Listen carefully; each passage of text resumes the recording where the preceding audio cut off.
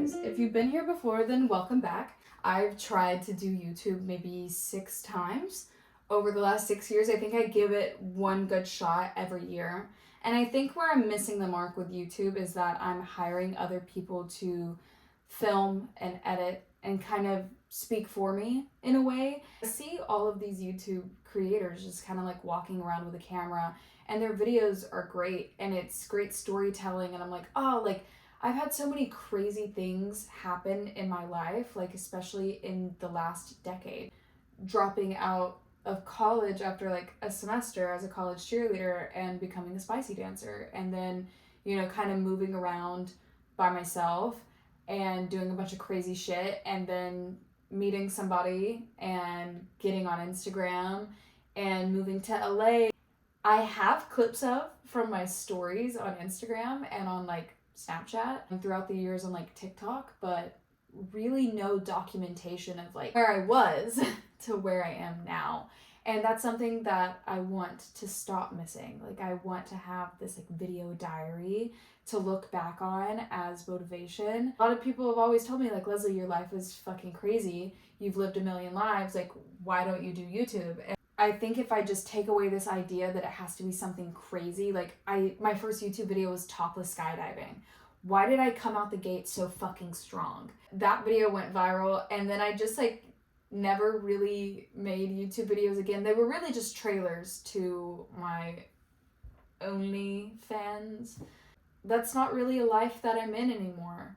And so I guess I just need to start now where I'm at currently, and hopefully it like takes off to something else. It'd be cool to be able to like have people that have been on my account for so long that they're like, they still do it now. They do it now with the Love Island stuff, with just being like, I remember when you were a spicy dancer at blah blah blah club and I met you there. And I'm like, can you just DM me that and not comment that? It's a part of who I am and how I got here, and I'm really proud of myself. And so I hope that these videos reach somebody who wants to do more for themselves and is scared to start, because really that's all it is just starting. And that's something that I haven't done with this in a long time, because I don't want to fail at it, and I don't want to be this loser that's just walking around recording myself and nobody gives a fuck. And so fuck it, let's get into the skincare routine. This is not an ad. I did get sent PR from this brand, but I love their products. I think that it's because they're no bullshit products, and I have really dry skin. The Repose, or Austin calls it the roach pussy. I was already using the Cycloplast balm because I found it on TikTok. It's great for like slugging. If you don't know what slugging is, it's basically making your face as wet as a slug and it's trapping in moisture. So I washed my face, and then I started with this hyaluronic acid serum, and I went in with my sunscreen.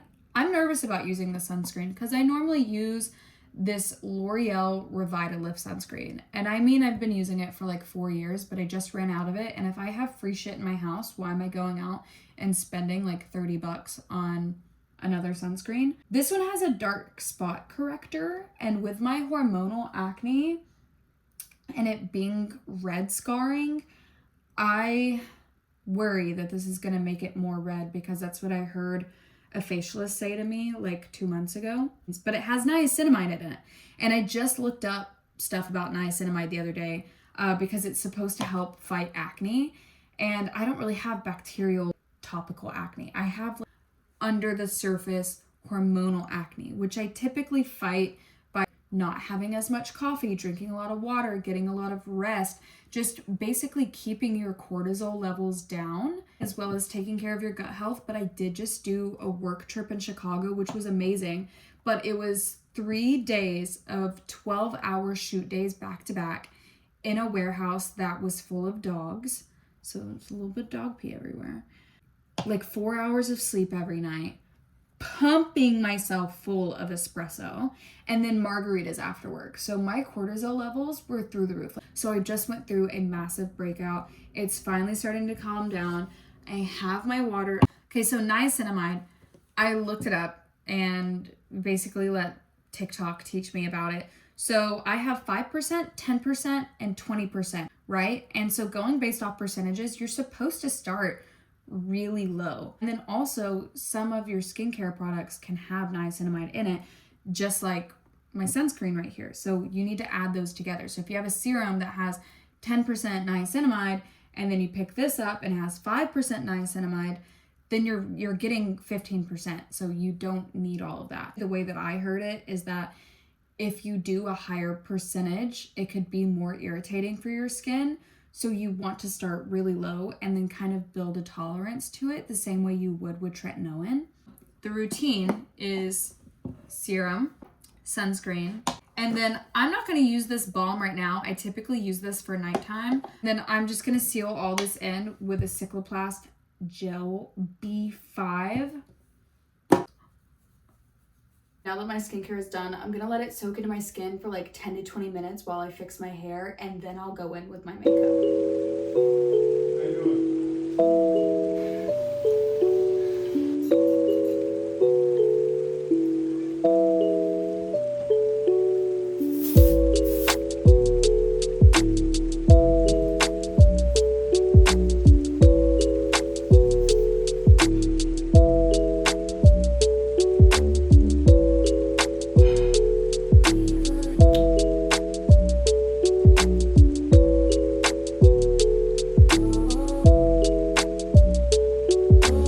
It helps the speaker lead his audience into the scene he describes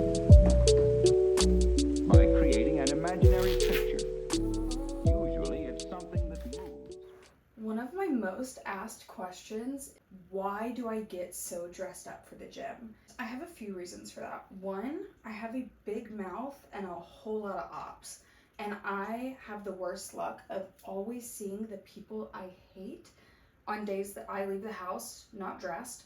And it's also the time I get approached the most about social media or Love Island. So that sucks. And then another thing is just like, I grew up in pageants and cheer, and so every time it was time to be on, my hair and makeup were always done. So I feel off if it's not. Even if it's just like no makeup, but maybe just brushing my eyebrows, putting on a little lip gloss, making sure that my hair is brushed. I also just have never been somebody that enjoys wearing my hair in a messy bun. It falls down consistently. It tears up my hair. And if you've been around for a while, you know I've dyed my hair every color. This is the healthiest my hair has been in like 6 years. And messy buns are awful for your hair. If I fix it one time with a blowout at home during the week, then my hair is pretty good all week long because I sleep in a bonnet. So I feel like that's a big reason why it grows, is because I don't really let it get into these like nappy tangled messes. And then I also try to avoid ponytails as well, because I was a cheerleader and a gymnast for majority of my life, and the amount of breakage that I had from ponytails over the years, it's just not worth it to me. A better option is a claw clip bun instead of using a ponytail.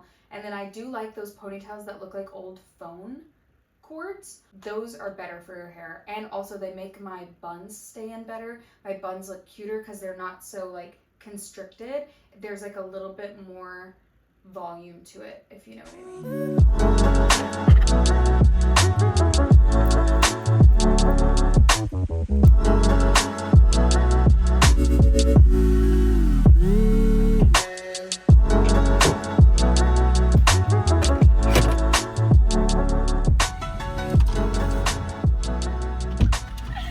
There she is. Okay, repeat your story. Can you say that again? The cameras weren't rolling.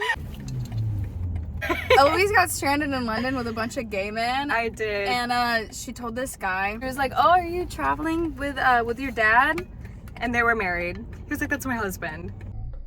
I was on my way to a work trip, and a guy started having a mental breakdown on the flight, and he thought that the speaker was somebody talking directly to him, and it was the pilot, and he was like yelling, "You fucking moron, go back to pilot school. The Antichrist isn't real." Oh my God. And like, "It's just a machine." And I was like, "It's just a machine."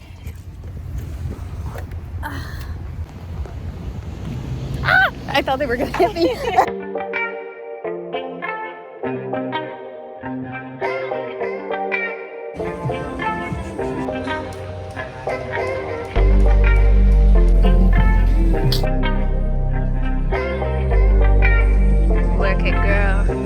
Work it, girl.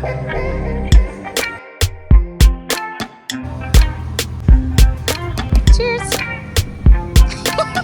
Eloise just dropped an absolute bomb on me. To let you guys know that anybody and everybody wants this girl. She's got this list in her phone of people who have slid in her DMs.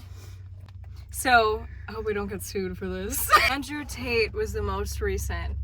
And I feel like everyone's gonna gaslight me and say they don't believe me, because that's what happened. Because he DM'd a friend that I know, and he was like, she lied. She photoshopped that. I did not photoshop this. He actually DM'd me, sons, heart, question mark. The word sons? Like, are you gonna sons. give him sons? Mm-hmm. Like, do you Foul. want sons? That's foul. Sometimes I don't know their names, so I just write that one guy from New Girl.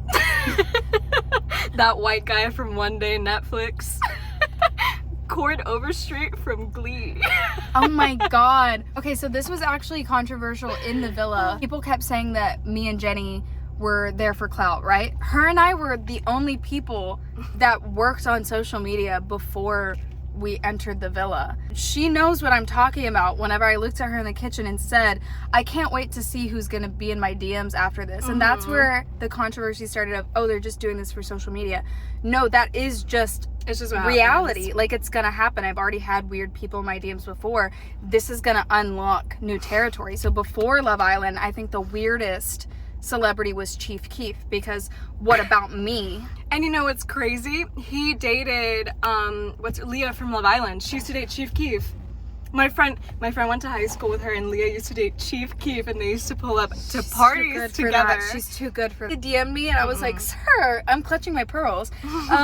What about me made this a thing in your head? What about, because you know, men, I feel like they don't really do anything unless they like really think that they're not going to be rejected, or it's just the people are like, fuck it, you know? But I feel like somebody like Chief Keef is like, yeah, for sure got a shot. And that was hurtful. It does something to, like when Lil Pump's in my DMs. You're taller than I had him, to for take sure. a whole like. What is the vibe I'm What am I portraying? emitting? What am I Whenever making them go? aura is emitting Yeah. out of my body, I have negative 10,000 aura points apparently if Chief Keef is in my DMs. That's so scary. I saw that and I had a jump scare. I'm working on my aesthetic, like I said, beginning of this video. Reformed rat girl.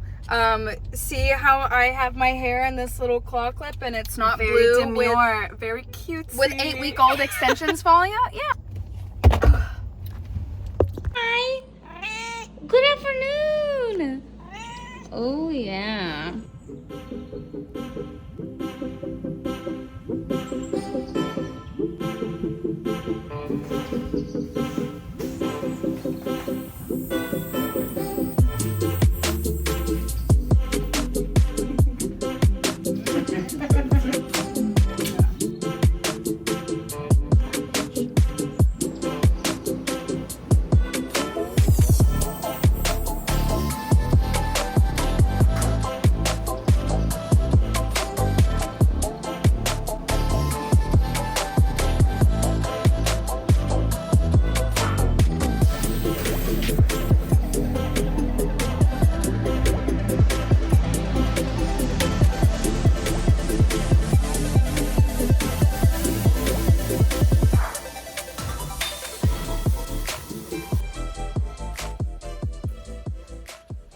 Okay guys, it's end of day one and I take back everything I said this morning.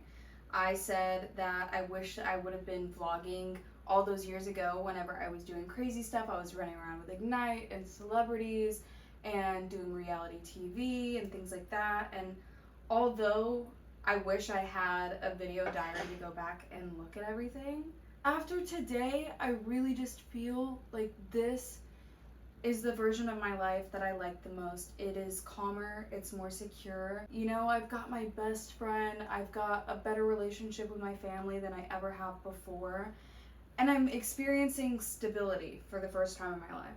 I grew up with divorced parents and I had 8 kids in each household, so I'm one of 16 of like a bunch of step siblings, foster care, half siblings, you name it, we've got it. I think I grew up feeling like I had to do these crazy things to stand out. Like I've always been a performer. So I was a gymnast, a cheerleader, pageant girl, an acrobat after college cheer, a stripper. I joined a parkour group. Then I was a part of Ignite, and then I did a content house, and then I did Love Island, and this is kind of the first time where I'm standing on my own, and everything that you see is something that I've created, and I'm not standing with a group or with something. It's just things that I'm working on. And I go through this back and forth with myself where I'm like, oh, you're not doing enough, you need to be doing more. But in reality, like, I'm looking at it and I'm like, I'm building a brand. For the first time in my life, like, I have very respectful jobs. And I've never had that. I've never been able to keep a job. I've only done waitressing or stripping or bartending or random illegal poker games at night in LA that were super dangerous, might I add, whenever I first moved out here, because my social media presence wasn't enough to pay my bills. And I think I was just kind of doing what everybody else was doing at the time. And, you know, now I look back at it and I'm like, oh, like, I didn't have any good people in my corner leading me. I had people judging me and, like, calling me all kinds of mean names, but it wasn't anybody building me up or sitting me down and being real with me. I had one person in my life, and this was Dan Bilzerian, look at me the first time I came to LA, and he was like, the fuck are you doing with your life? Like, you're so pretty, and, like, you seem really chill. Like, why are you a stripper? And it started just because I, like, really needed the money, and I didn't have anybody to provide for me, and I was in college, and I was really, really broke, and I was going to be homeless. And so I started there, and then it just kind of became a, you know, I'll just do it for this amount of time, I'll just do it for this amount of time, I'll just do it for this amount of time. And that carried over into 4 years. Then was found through Ignite. They flew me out, and he sat me down, and he was like, you are being really fucking dumb, from what I can tell, fix it. Kind of like positioned me where I could be in the spotlight. And everything else has been what I've chosen to do with it. And it took me meeting my boyfriend Austin to really kind of figure out what that is that I want to do with my platform. I had my platform for 4 years before I met him, and I was just kind of doing what everybody else was doing, following trends, doing whatever just to, you know, float on to the next week, and to the next week, and to the next big project. I want to be the big project. I get a part of these things, and I'm always kind of on the sidelines. Like, I did that TikTok house, and I was treated like shit. I was treated so bad in that content house, and reminded every single day that I had the smallest amount of followers in it, and I should just be grateful to be there, even if I'm being treated like shit, even if what I was promised was absolutely not what I was getting. And I sucked it up for a long time. I was like, you know, being gaslit so often, I was like, there must be something wrong with me. Like, I thought I was autistic at one point. I was like, I can't read people for shit, because what I'm feeling and what I'm describing to people, they're saying isn't real.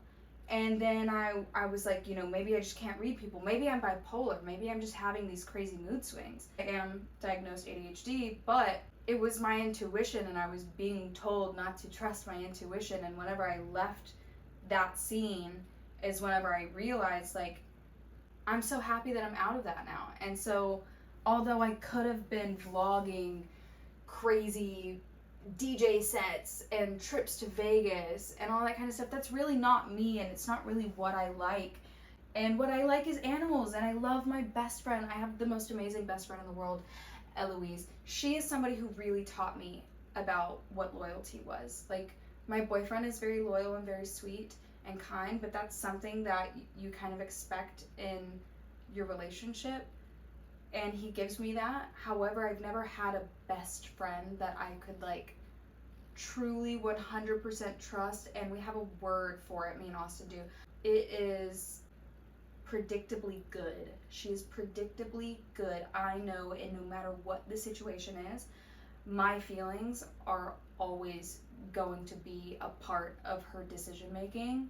I think that's amazing. And after having this friendship with her for like the last 2 years, I realize how beautiful that is, and that has shaped my idea of what I want my community to be. I know that if you go through my comment section right now, you're gonna see some really hateful comments, especially on my top pinned post. They're men that are not fans or followers or supporters in any way, and it's just like spewing this hate. And I think what I want to get away from is this like male demographic, and instead of having fans, I want to have a community of people. I've kind of started a little bit of that with my program on Solon, and there's not many people on there. It's my first time putting out a fitness program, and it's got like 20 people on it. I love those girls. Like there's this girl named Emily that I've never met her in person, but she keeps me in my community because, you know, every time I post in there, she's liking it. Every time I post in there, she's got something to counter back. If we're talking about form, she's in there. If we're talking about food, she's in there. And I think this is kind of the first time where I've felt, with a social media presence, truly supported. Like actually having people rooting for me and not against me. That's what I want more of. I want to be able to have that community, and I want to have something I'm proud of. So this is where we're starting from. Thank you guys for watching. I feel really good about this. Even if it's only 4 of us together in here, like that's okay. Do what you can, like, comment, subscribe. Bye. Yeah.